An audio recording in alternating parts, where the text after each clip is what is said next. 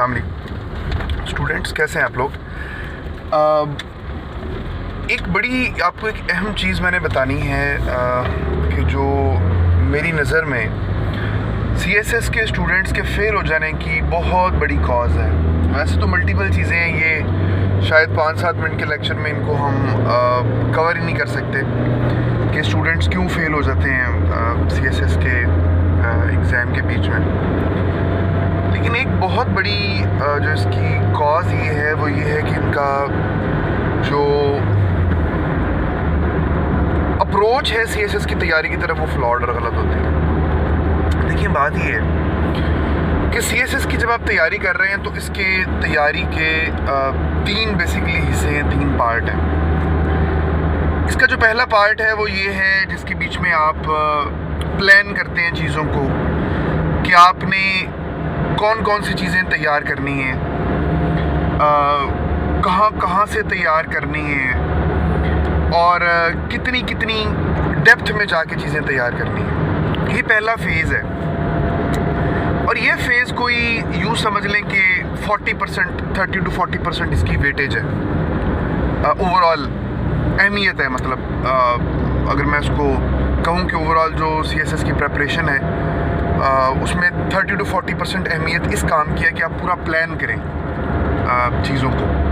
और प्लानिंग के अंदर मैंने आपको क्या बताया, मैंने आपको ये बताया कि आपको पता हो कि आपने कौन कौन सी चीज़ तैयार करनी है। नंबर 2, आपको पता हो कि आपने वो चीज़ कहाँ से तैयार करनी है। नंबर 3, आपको पता हो कि आपने वो कितनी डेप्थ के अंदर जाके तैयार करनी है। अब दूसरी चीज़ इसके बीच में क्या आ जाती है इसके बाद, जब आप इस प्लानिंग की बेस के ऊपर प्रेपरेशन जो है वो करते हैं, मटेरियल गैदर जब आप करना शुरू कर देते हैं। अब दूसरी चीज़ ये बड़ी अहमियत की हामिल है और मैं समझता हूँ कि कोई 20% इसका रोल है। आप मटेरियल गैदर करें मुख्तलिफ़ जगहों से, मुख्तलिफ़ सोर्सेज से, डाटा इकट्ठा करें, जवाब तैयार करें, आपके सोर्सेज जो हैं वो वर्सेटाइल होने चाहिए। ये दूसरा प्लानिंग का फेज़ है, प्रेपरेशन का फेज़ है। और तीसरा फेज़ है एप्लीकेशन का, कि अब आपने जो मटेरियल इकट्ठा कर लिया, अब उसको अप्लाई करके आपने CSS का पेपर सॉल्व करना है। जो सवाल आए हैं उनको आपने आंसर करना है।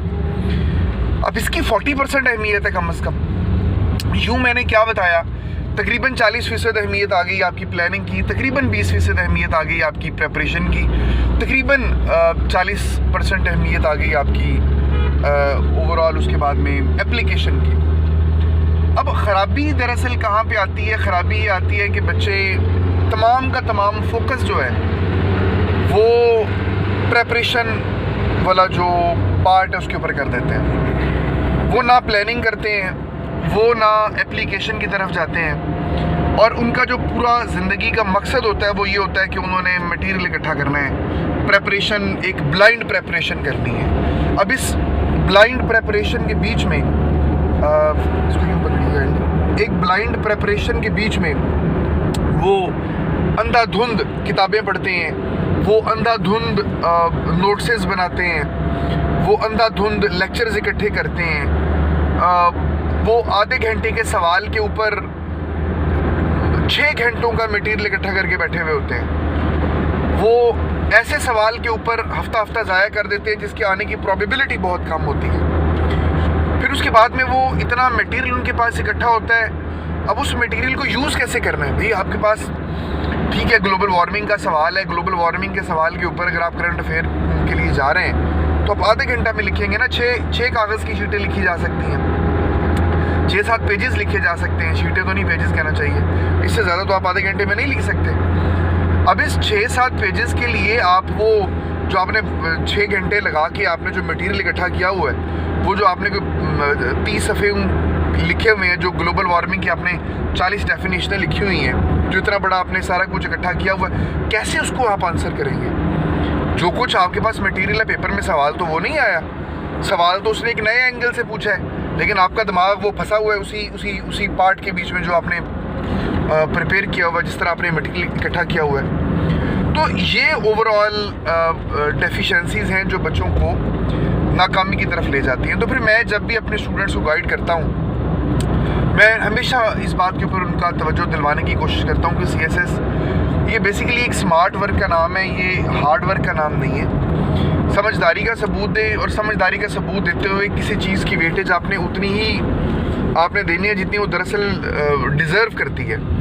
प्रेपरेशन जब आप CSS की करने लगें तो इसको 3 कंपोनेंट्स में डिवाइड करें। सबसे पहले इसको प्लान करें, आपकी चीज़ें मुकम्मल तौर पर प्लान्ड हो, आपको पता हो कि आपने कौन सी चीज़ तैयार करनी है, कहाँ से करनी है, कितनी करनी है। अब CSS के सारे सवाल एक जैसे लंबाई चौड़ाई में थोड़ी तैयार होते हैं, कुछ आपने A कैटेगरी में तैयार करने होते हैं, कुछ आपने B में करने होते हैं, कुछ C में करने होते हैं, कुछ को सिर्फ एक दफ़ा आंखों के सामने से गुजारना होता है कि कॉन्सेप्ट पता हो गया सवाल है, आपने उनकी गहराई में जाना ही नहीं होता, उनको तैयार करना ही नहीं होता। इनको हम D कह सकते हैं। फिर आपको ये पता हो कि सोर्सेज कौन से अच्छे हैं, मतलब वर्सेटाइल होने चाहिए आपके सोर्सेज, आप मुख्तलिफ़ जगहों से आप चीज़ें तैयार करते हैं। ये ओवरऑल आपकी मतलब पूरे का पूरा है जिसके ऊपर आपको जाना चाहिए, जिस मॉडल के ऊपर आपको जाना चाहिए जब भी आप तैयारी के फेज़ के अंदर हैं। और अल्लाह ताला से दुआ है कि अल्लाह ताला आप लोगों के लिए आसानियों का मामला फरमाए और आप लोगों को तौफीक दे कि आप लोग जब भी इस CSS की तैयारी में जाएं तो प्रॉपर तरीके से जाएं, सोच समझ के जाएं, प्लान करके जाएं, चीज़ों को अच्छे तरीके से चीज़ों को प्रिपेयर करें, फिर उसके बाद में आप जो आपने प्रिपेयर किया है उसको प्रॉपर तरीके से अप्लाई करें। Wish you best of luck.